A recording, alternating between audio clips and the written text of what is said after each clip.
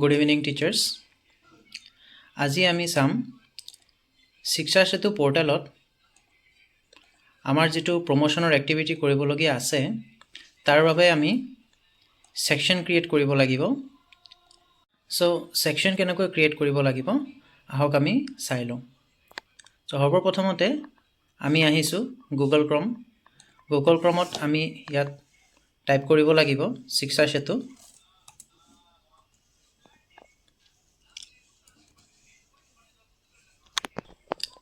শিক্ষা সেতু ওয়েবসাইটটো আমি খুলিলো। এতিয়া আমি লগইন কৰিব লাগিব। সো স্কুল এটা ইউজাৰ আইডি আৰু পাসওয়াৰ্ড মাৰি আমি লগইন কৰি আছো। লগইন হৈ গল। লগইন হোৱাৰ পিছত আমি ড্যাশবোৰ্ডটো দেখা পাম। সো আমি যাব লাগিব ইয়াত আছে school management, martial arts training, teacher and staff, students management, attendance management এই ধৰণে অপশনখিনি আমি পাম। সো আমি যাব লাগিব স্কুল ম্যানেজমেন্টত। স্কুল ম্যানেজমেন্টত গ'লে school profile, Jal Jeevan mission, FTP, classes, এড ক্লাसेस, স্কুল ফেসিলিটিজ, ইউনিফর্ম। আমি যাব লাগিব এড ক্লাसेसত।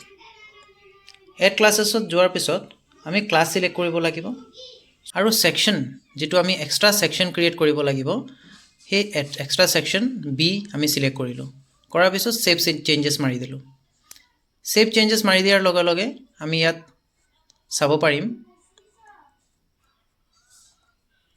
সেকশন এ, সেকশন বি ইয়াত শো কৰিছে। সো এতিয়া আমি কি কৰিব লাগিব, এতিয়া আমাৰ যিখিনি ক্লাস 5 ৰ ষ্টুডেন্টছখিনি আছিল আমি যাব লাগিব স্টুডেন্ট ম্যানেজমেন্টত। স্টুডেন্ট ম্যানেজমেন্টত গৈ প্রমোশন অর রিপিটার অপশনত যাব লাগিব। আমি গলো ক্লাস 4 ৰ যিখিনি ষ্টুডেন্টছ 4 খিনি পাস আউট হৈ 5ত আহিলে, পাস হৈ 5ত আহিলে। সো এই 4 ৰ ষ্টুডেন্টছখিনি আমি 5 ৰ সেকশন এ ত আমি ট্ৰান্সফাৰ নকৰো, 4 ৰ ষ্টুডেন্টছখিনিক সেকশন বি ত আমি ট্ৰান্সফাৰ কৰিব লাগিব।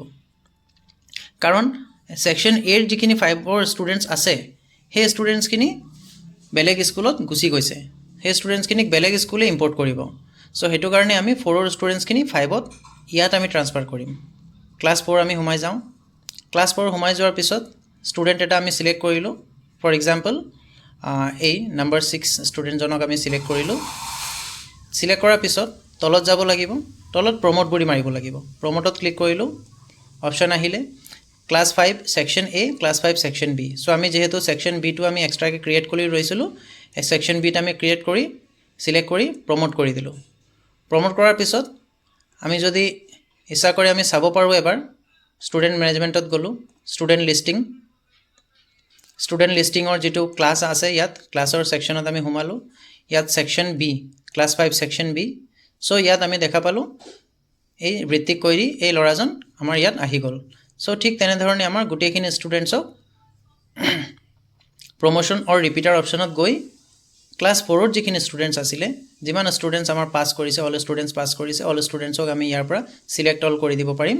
সিলেক্ট অল কৰি সেই ষ্টুডেন্টছখিনিক আমি ক্লাস 5 ৰ সেকশন বি ত আমি শিফট কৰি দিলো।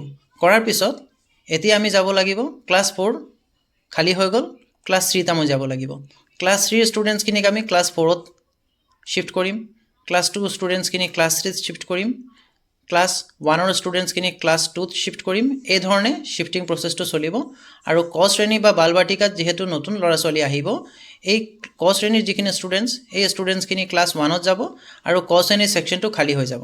খালি হোৱাৰ পিছত ইয়াত ক শ্ৰেণীত নতুন এডমিশন কৰা ল'ৰা ছোৱালীখিনিক আমি ইয়াত এনৰোলমেন্ট। সো নতুন ষ্টুডেন্টছখিনিক এড কৰাৰ পিছত এই ক শ্ৰেণীৰ যেটো সেকশন আছে এটো ভৰ্তি হৈ যাব। সো ঠিক এই ধৰণে আমি গুটেই কামখিনি কৰিব লাগিব। সো এমই স্কুলৰ বাবেও ঠিক এই ধৰণে প্ৰসেসটো হ'ব। এমই স্কুলৰ পৰা যেহেতু ক্লাস 8 ৰ পৰা ল'ৰা ছোৱালীখিনি ওলাই যায়, সো 8ত আমি এটা সেকশন ক্ৰিয়েট কৰি ল'ব লাগিব।